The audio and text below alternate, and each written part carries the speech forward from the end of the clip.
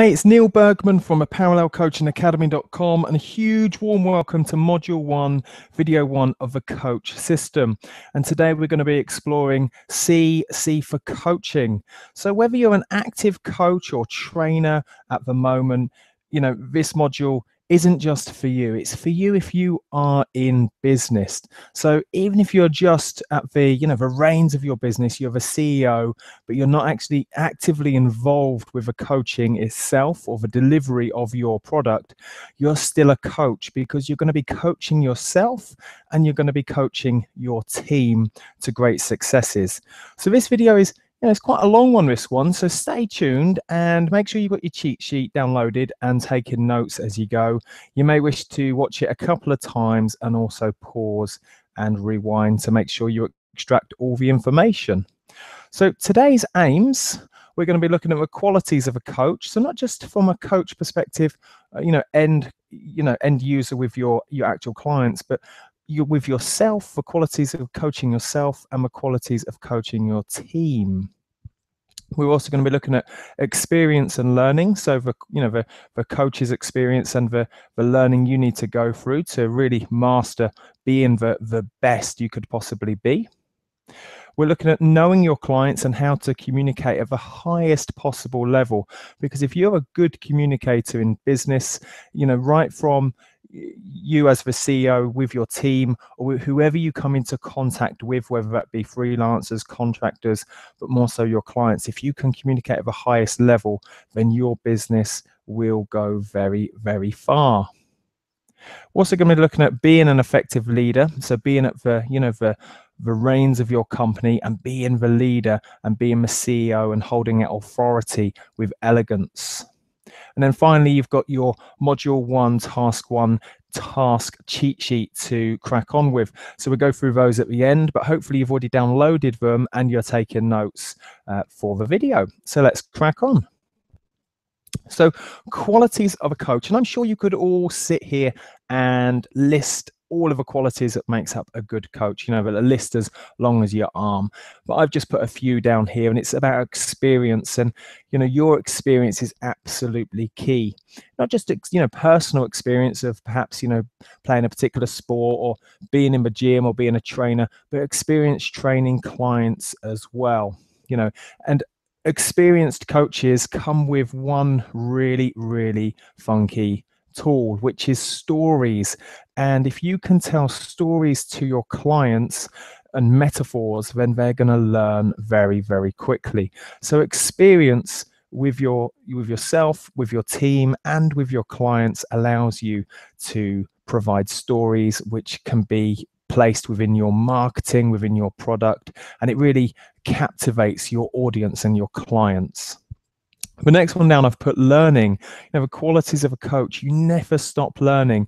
You must always be looking, of constant and never-ending ways to find, how you're going to improve yourself and improve your business, improve your product. So if you're constantly seeking to learn, you're constantly going to be moving forwards. Another quality of a coach is, knowing the client's heartbeat. And we've mentioned this a lot, obviously, through all of the systems within the Business Kickstarter. But knowing your client's heartbeat, knowing everything about them is absolutely key, because when it comes down to being a communication and being a good leader, you know exactly what your client wants and needs are, what their pains and pleasures are, and, the language to use. So a good coach will make you see what they can be rather than what they are. So a coach is really that person that allows whoever they're talking to see who they can be rather than what they are. So they really are showing them the way. We mentioned experience, and so many personal trainers, health, well-being, fitness professionals, coaches, they come to a parallel coaching and they say, I don't have any experience. And, my first comment back is, you don't need any experience. You can be in this game literally, qualified today. And you've got experience because you've got your own personal experience that drove you to become qualified and become the expert in your marketplace. So that's your personal experience. Maybe you've experienced, a particular goal yourself, whether it be a weight loss goal, or you've achieved something in a particular sporting field, that personal experience is what's going to help separate you as the coach, and why somebody should train or work with you in the first place is because you've walked the walk. You're not just talking about it. But if you're still sitting there thinking, I still don't hold any experience, it all comes down to, or sorry, personal experience being, a story. It all comes down to your clients. We've coached a number of health and fitness professionals now that don't really have any personal story or background to what moved them into that field, but they are very, very good coaches, and they have, numbers, huge numbers of clients, and because of that they've got experience in training and experience in taking people from their deepest pains, fears and frustrations all the way through to their solution. So their experience becomes training with their clients, so now they can talk and walk the walk. So don't let experience put you off. It's just one of those time games where you're going to build up your experience, and you need to see things how they really are right now. So if you're sitting there with limited experience, you've still got experience, and you need to capitalize on the experience you do have and see that as a positive. But certainly don't be put off by other people having more experience than you. Learning was the next one down on my list. So you need to become the expert. You constantly need to find ways of how you're going to better yourself and become the expert in your marketplace, in your niche, and drive the trend forwards, whether that be picking up a book, reading a blog articles every day, watching videos on YouTube. It could be absolutely anything, providing you're placing information that's not just interesting, but it has to be useful information and knowledge and education into your brain. Because if you can become the expert and know more and more information and knowledge that might just hold the secret to the the next development of your ABS, or the next development of your client's progress, then you're going to be one step ahead of your competition. That second line down, that quote, you don't know what you don't know. And you need to find areas of your business, areas of your ABS, areas of your marketplace that you didn't even know existed, and you need to immerse yourself in them and fall in love with learning. And you might be thinking, well, hold on a minute, Neil, how am I going to find time for all of this? My schedule's already packed out. And this is where it comes down to block time. And I'm going to show you this literally in the next minute or two. But you could also encourage your clients to do block time as well, and get your clients to help you become the expert. So block time is all about your schedule. And this is something that was introduced to us when we worked with Tony Robbins last year. And since that time, block time has been something that parallel coaching practice pretty much every day. So you can see we've got the 7 days, Monday through to Sunday. I mean, I've just taken it from 6 a.m. to midday, but of course you could literally go every hour of the day. And you're going to block out specific times of the day. So for example, Monday 7 o'clock till 8:30, then Wednesday 10:30 for an hour, Friday and Sunday. And those specific times are all for learning. Nothing is going to get in the way of me having that 2 hours or 1.5 hours or half an hour or 20 minutes on specific days. It doesn't matter what comes up, block time must stay in your diary. So it's a really good way of you prioritizing and making sure you do the work, because there's so many other areas of life that take over, and suddenly our learning gets prioritized right down the bottom of the list, and we don't end up doing it. So in order to move forwards and have that quality of learning and become the expert, schedule your block time and do the work. We've mentioned already a number of times you've got to listen for your client's heartbeat. What do they really want? And if you can truly find out what they want and give it to them, you will be in business and you will have clients flocking towards you.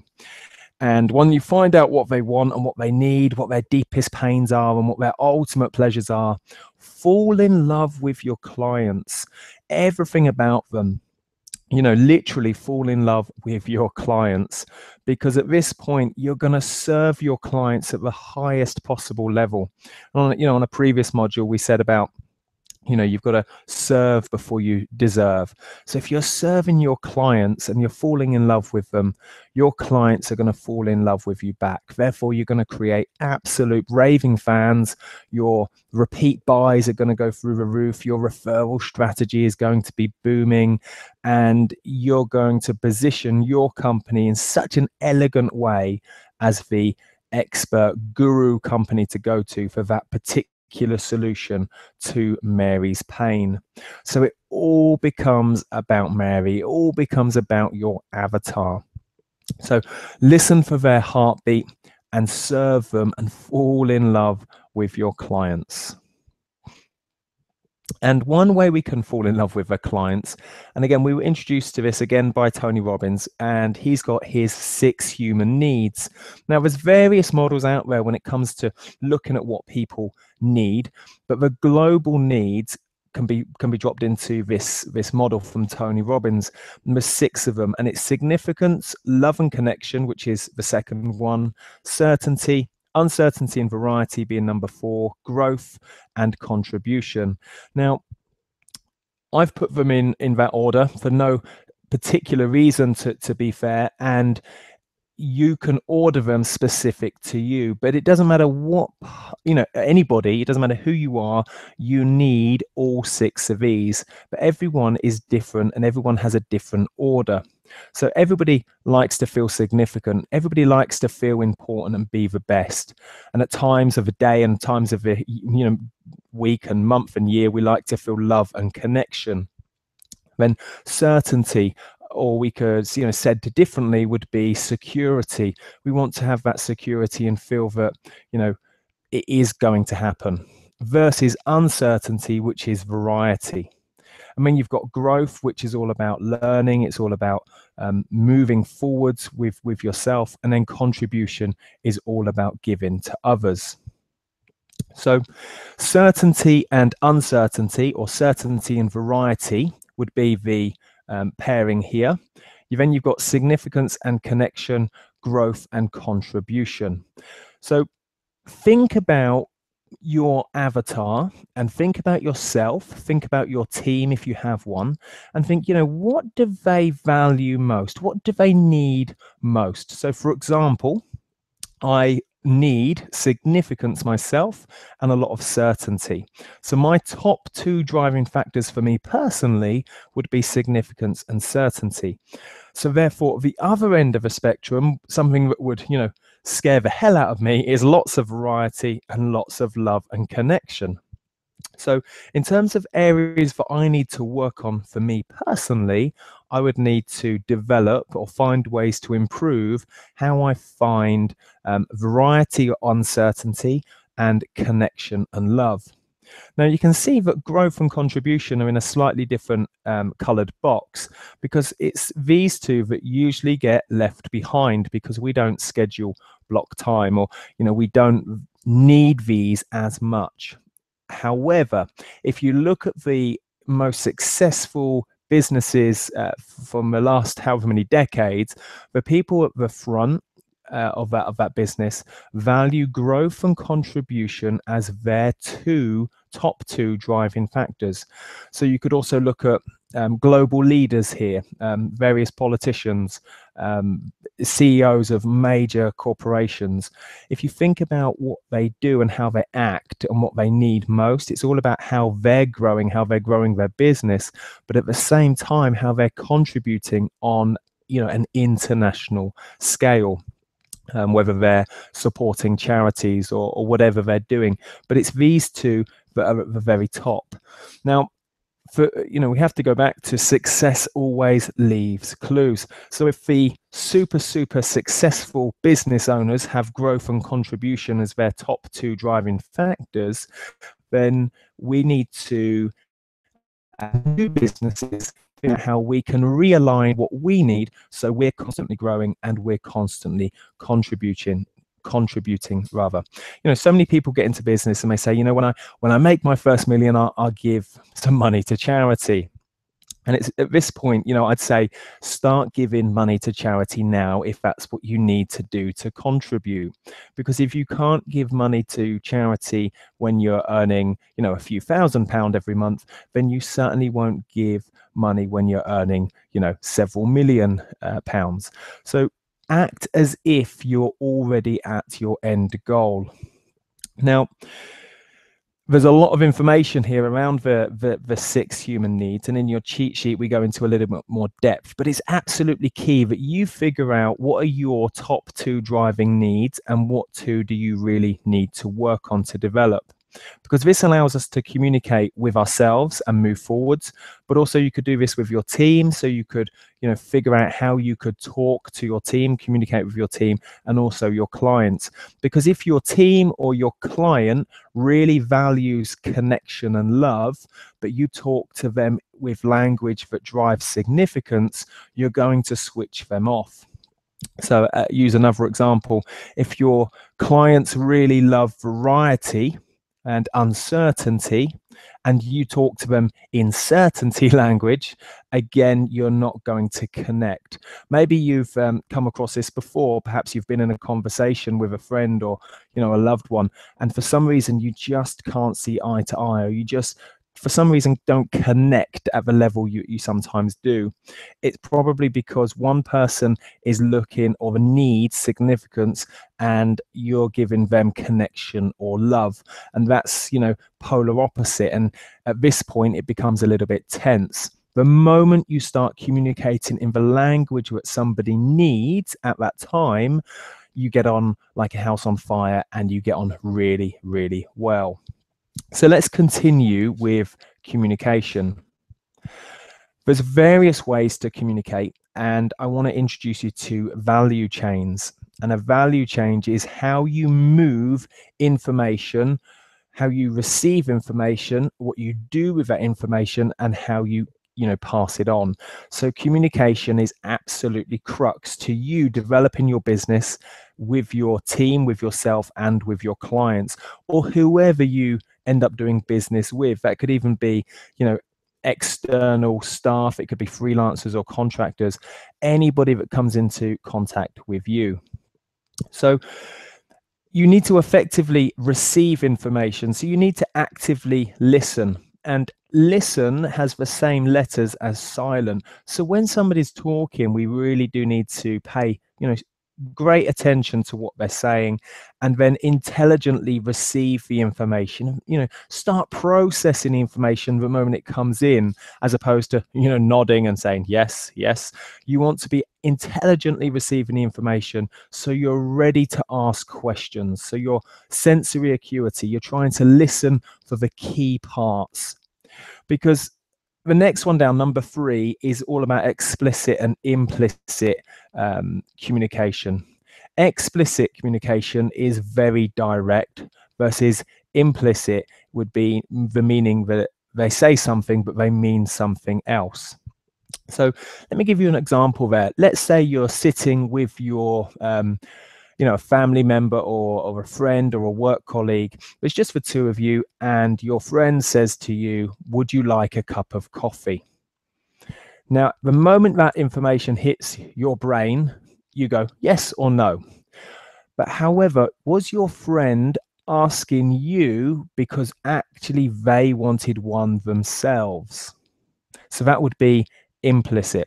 Whereas explicit communication would be your friend saying, would you like your friend saying, I'm making a cup of coffee, would you like one? It's very, very direct. So we really do need to listen for the implicit communication, because implicit communication, there's usually a deeper meaning to what that person is saying. And that allows us to go to number 4, which is clarify and verify. Clarify what they've said and verify the next action. So once you've done, 1, 2, 3, and 4, you can then move to step 2, which is add significant and needed value. How do I take this information or whatever they've told you and layer on serious amounts of value ready to move it to the next person? Perhaps the next person is that same person to move the information back, or maybe it's to somebody else in your team, or maybe it's down to a client or a freelance contract staff. So, I need to tell them what's needed. I need to move it in an effective, timely way. And again, I need to verify and clarify the next link of a value chain. So don't leave any hidden surprises. So you've got 3 steps there. You receive information really intelligently. You really dig deep to find out, to make sure you hold all the information, and you clarify and verify. You add significant value, and then you pass it on to the next person in a timely way, making sure nothing is left out. It sounds super simple, and I'm sure we already do this. And I don't want to sit here and patronize anybody, but you'd be amazed at the amount of businesses out there that brush this under the carpet and they don't effectively communicate. So the 6 things we can receive in communication or be supplied with is information. So someone's concerns, someone's challenges, needs, and opportunities. So your clients are going to be supplying you with information. You could be supplied, or you could receive a request. So clarification, information, a particular action, materials, or a particular decision. You could be supplied with emotions, needs, materials, decisions, and deadlines. So you need to figure out all the time, when you're communicating with anybody in your business, what am I receiving here out of the 6 possible things you could be? Is it information, or is it an emotion? Because that allows you to clarify and verify, add significant and needed value, and then move it along, perhaps back to that same person or onto another person. And there's 5 choices of action that we could take. So, mastering the skill of coaching is managing promises. You've under-promised and hugely over-delivered for your clients, and that's going to be later on in the coach system. So I won't talk too much about that now. But when someone makes a request from you, there's 5 particular choices of action that you could take. You could, 1, accept it and act on it. So promise and keep your promise and deliver it on time. Now, as a business owner and a coach myself, I aim for number 1 every time, or where possible. Number 2, ask for clarity or on the content of a timeline. So perhaps you didn't, fully understand or hear the information properly. So you need to ask for further clarity on key points. Number 3, negotiate and make a counter offer or proposal, and you go into a nice smooth conversation from there to truly find out what it is the information is being passed over to you. Number 4, you could flat outright reject it. I can't do that. So perhaps you're being asked to do something and you can't do it. So you can supply the answer back. Say, I actually can't do that. That's well outside of what I can do, which may be the case at times. Certainly if it falls outside of your professional remit as of how you can operate as a fitness, health, well-being, or sports coach. And then number 5, ignore it. This totally cuts the value chain. It burns the client, the company, yourself, and the team. So if you're given information and you don't act on it at all and you completely ignore it, that will come back to haunt you along the line, because ultimately you've been given information and you've not accepted it, you've not asked for clarity, you've not offered a counter proposal, or you've not said, I can't do that. You've just simply ignored it. Now that information still lies with you, and you've got to take that responsibility to pass it on to the relevant person, or the next step of the chain. So I've mentioned these words, clarification and verification. Clarify and verify a few times now. At every link of your communication or your value chain, you must clarify and verify that they've received what you supplied. So whether that be information, request, need, emotion, materials, decisions, or deadlines, and that they truly understand what is needed by whom and by when. So, don't leave anything to that hope strategy.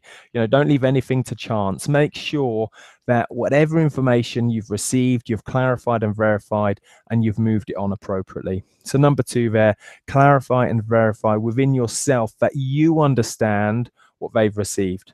Okay. So again, deadlines, concerns, opportunities, challenges, and that you understand what is needed by whom and by when. So you understand and they understand. That's absolutely key, because then you can part ways, you can part company, and know exactly what each person or each party has to do with that information or that action.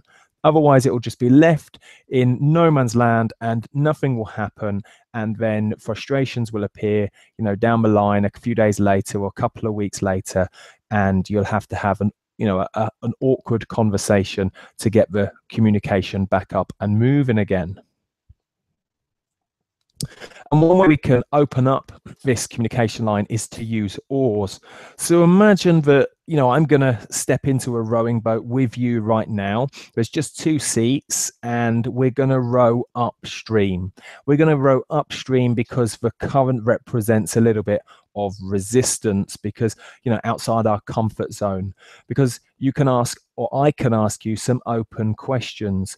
And the more open questions I can direct at you, I get a really open response, versus a closed question, which usually gives me a yes or a no answer. So, I can't really do anything with yes or no answers. It's quite a short conversation. But if I can ask open questions, I get lots of information and I can start to dig nice and deep, whether it be into your pains, your fears, your frustrations, your ultimate dreams, desires, pleasures, etc. And open questions lead me and you as your coach down a particular path that allows us to get a particular result. And along the way of this conversation, I use affirmations. So a positive statement that might be verbal. I might give you some, high fives, which would be, kinesthetics. You actually have that feeling, that touch. And these affirmations allow you, as the person being coached or your client being coached, to feel good about themselves. And the moment somebody starts smiling, they start to relax, they feel at ease, and suddenly they feel that they can trust you with their deepest, darkest secrets around, what their ultimate pains are. So this ultimately builds know, like, and trust. And the more trust I can get through affirmations, I can ask deeper, open questions. And as I'm listening, I'm going to be reflective listening. So, I'm going to be mimicking or copying to a certain degree, body language. If they're sitting down, I'm going to sit down because that's going to have the same breathing pattern as them. If they want to stand, I'm going to stand. I'm not going to copy them, parrot fashion, but I'm certainly going to reflective listen as best I can. And, listen is all about being silent. So I'm engaged in the conversation and I'm falling in love with the client so they can clearly, see and hear that I am listening as well. And then the S for oars is summaries. So let's have a look at reflective listening and summaries in a bit more depth. So I can have a simple reflection. So let's say, for example, we're rowing upstream. I ask you an open question, and after about 45 seconds, you've given me a lot of information. I need to just put a pause on your flow of your answer, and I could give you a simple reflection. And this demonstrates that I am listening to you, and I can start to summarize. So it's essentially a repetition or a slight rewording of what you've said. So for example, I might say, what did you have for breakfast today? And you might say, I had, X, Y, and Z. And I would repeat that, but I might, I could repeat it in X, Y, and Z, or I could go, X, Z, and Y. But it's a simple reflection. A complex reflection is where I'm more paraphrasing. I'm continuing the paragraph on for you and reflecting the content of what you've just told me beyond that of what you've kind of voiced. So, if you've told me you've had, let's say, a classic English breakfast, with eggs, bacon, and toast, I could continue that with extra kind of meaning and talk about various proteins or how that's going to benefit you during the day. And this demonstrates that I've not only taken your information on board, but I'm also processing it. So a complex reflection works very well. And then you've got reflective summaries. So this is why I put 2, 3 or more client statements. So if you've mentioned a number of statements to me, or I've had 4 or 5 simple reflections, I can package all these together, pull them all together and add that into a summary. So I need to be making sure that I'm taking notes as I go, or as I row upstream with you, or you're with your clients. So I could include material that had not been voiced by you as well. So this allows me as the coach to interpret the information. Okay, so actively, intelligently, implicitly, explicitly, clarify and verify, and really package it up into a really nice reflective summary back to you. And consequently, you're going to be sitting there as the person being coached, or your clients being coached, and feel really relaxed that, for perhaps even for the first time, you've been truly listened to, and that somebody truly does understand where you are right now, or understand your deepest pains, fears and frustrations, but on the other hand can see life through your eyes, can step into your shoes.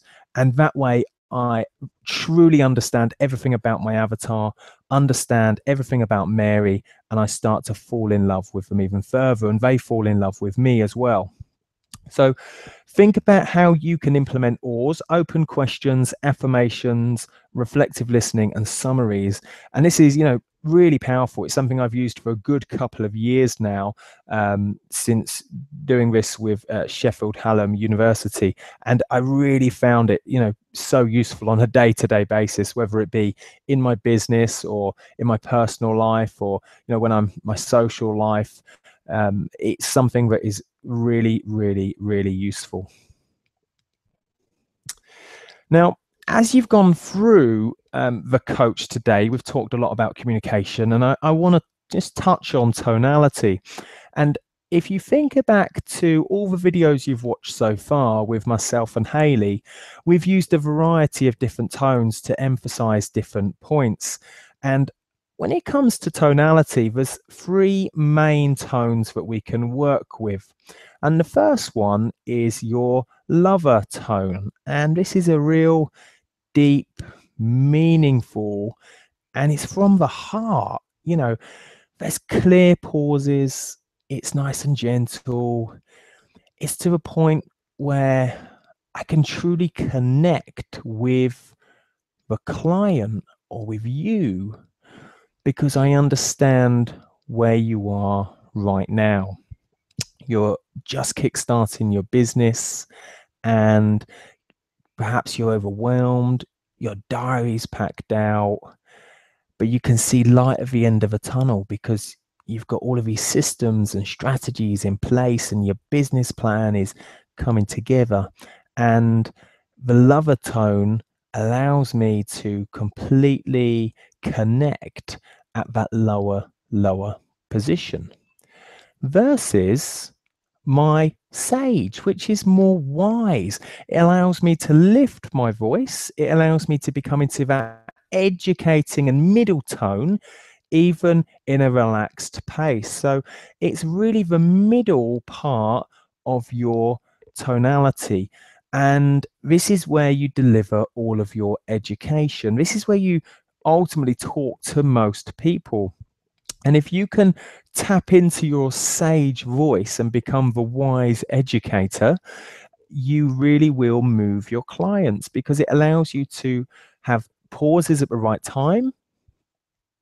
It allows you to have confidence to pause. It allows you to breathe. And, I'm going to ask you to do something now. And, you might think I'm a little bit silly, but seriously, have a go. Place your hand in front of your mouth and just recite the alphabet for me out loud. So A, B, C, D, E, and so on. And what do you notice? I hope you're noticing that every time you talk, you're breathing out. And So many people, when they talk, they forget to breathe, which means they get to the end of a sentence and they go, they're out of breath. And consequently, they change the rhythm of their breathing. They really stress their diaphragm and their tonality changes. And that can have a big impact on your know, like, trust, and desire. That can have a big impact on your integrity and congruence over talking over a particular subject. So the sage, or this wise, educating middle tone, really does allow you to take control of your breathing. It allows you to get into a nice, powerful position, and you're totally in control all the time. And the final one is the warrior. And this is a powerful statement. It's strong. You're totally in control. And when you want to talk about a particular subject with passion, you can release the warrior. The warrior is a lot louder. It's a lot stronger. There's total clarity. You're pronouncing every word still, but you're still moving at a faster pace. And then you can drop back into your sage whenever you like, or you could drop really, really low and head towards the lover. Otherwise, you end up going back to warrior and back to sage. So you can move in and around really, really easy.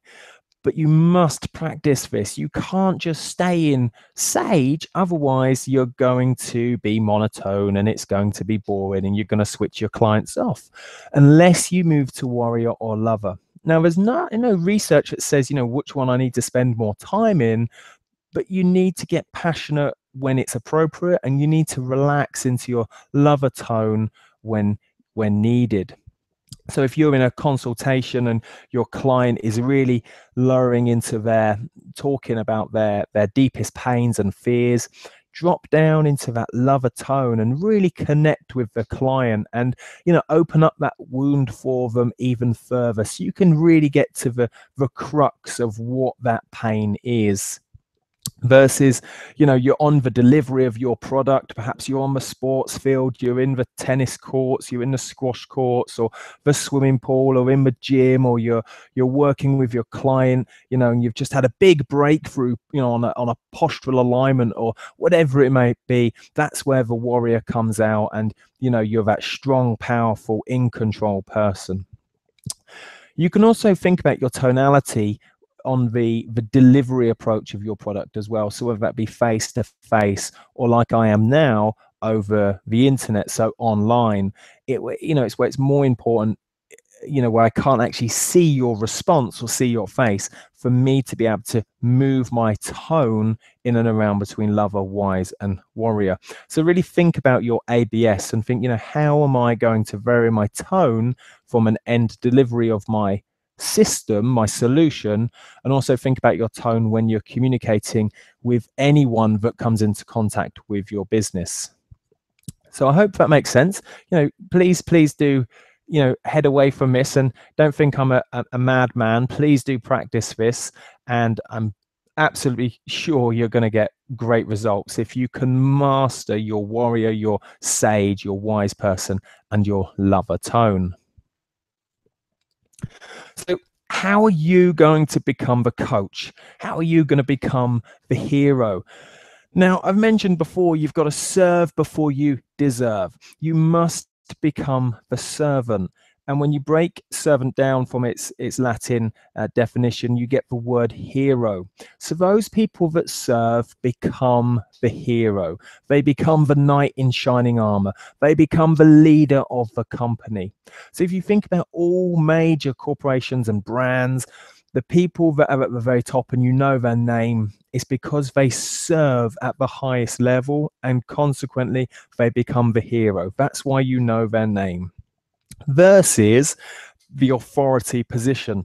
Now, I know you've gone through the authority positioning, which I believe was video 2 of FOW, part of a fan series, and it's all about great positioning. But authority positioning can sometimes be misinterpreted. Now, I wanted to just touch on this again. Authority, you want to make sure you are leading, and being the best you can possibly be. You don't want to have that authority position where you're being driven by, let's say, significance, for example, one of the needs, where you're saying, you know, I'm the best. And, you know, you're making sure everybody knows that you're the best. Whereas in comparison, those people that serve and those people that fall in love with their clients, they don't need to know they're the best, because they're serving contribution, they're serving growth, love, and connection. And consequently, you automatically get authority positioning, because the moment you start serving, you attract many, many more people your way and create super raving fans.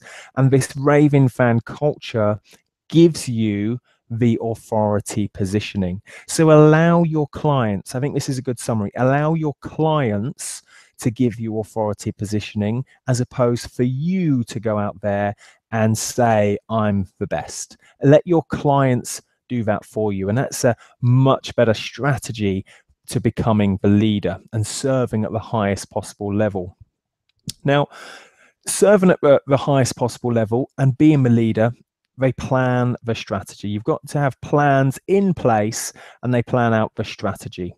You know, and we've gone through this in the starter and in your 4S engine of what strategies you're going to choose specific to your ABS system or your solution to your avatar's pains. Now, the tighter your strategy is to get your client to their solution, you're going to create raving fans and consequently have authority positioning. And you know, the next point down, experience their needs, there being the client and your team. Experience their needs. You know, what position or what priority are your clients' needs in, or anybody that comes into contact with you, because this will determine their habits, and this allows you to find out why they do certain things in certain ways, and you can align with your clients and your team and be on their team, truly be on their team and lead from the front. And that's absolutely key. The final point, you must have a motive. You must have a motive for your clients and for you. Why are you in business? Why do you want to be the leader? Is it because you want to see, you know, as many people, or serve, you know, let's say 10,000 people by the year 2020 around a particular solution, or around back pain, for example? And the bigger your motive is, and a motive that you deep down truly hold, you know, you believe in, you're going to be moved, and motives move leaders. And if you've got a real juicy motive of why you're in business, of why you want to serve, of why you want to be that hero, you will be super successful in business, attracting the clients that you want to work with, selecting the clients that you want to serve, and creating a raving fan culture. So we've covered a serious amount of information today, and I hope you've taken notes onto your cheat sheet. If you haven't done so already, make sure you download it. But the key part to this task is ordering your 6 needs. So looking at the significance, the uncertainty, certainty, connection, love, and growth, and seeing which are your 2 driving factors. And I want to highlight, it doesn't matter what 2 are at the top. You know, it doesn't matter if significance is right at the top for you. It is what it is, but it allows you to think about how you communicate on a day-to-day, minute-by-minute basis, or what you're needing to receive and give back to your communication.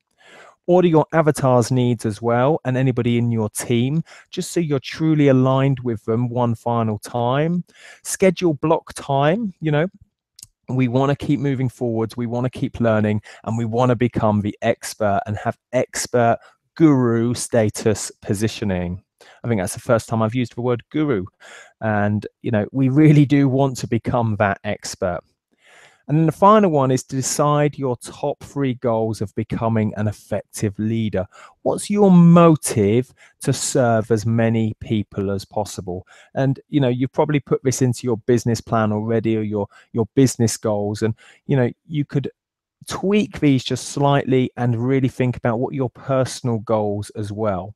What are you and who are you going to serve over the coming, days, weeks, months, and years? And really be super specific here, because those leaders with a very clear motive really do move heaven and earth to get to their final goal. So in this module, module 1 of coaching, we've looked at the qualities of a coach. We've looked at experience and learning. We've looked at knowing your communication, which was quite in depth there. And, just as a quick summary, we went through the OARs, so open questions, affirmations, reflective listening, and summaries. We looked at how you receive information, how you add needed significant amounts of value, and then how you pass that information up through a value chain.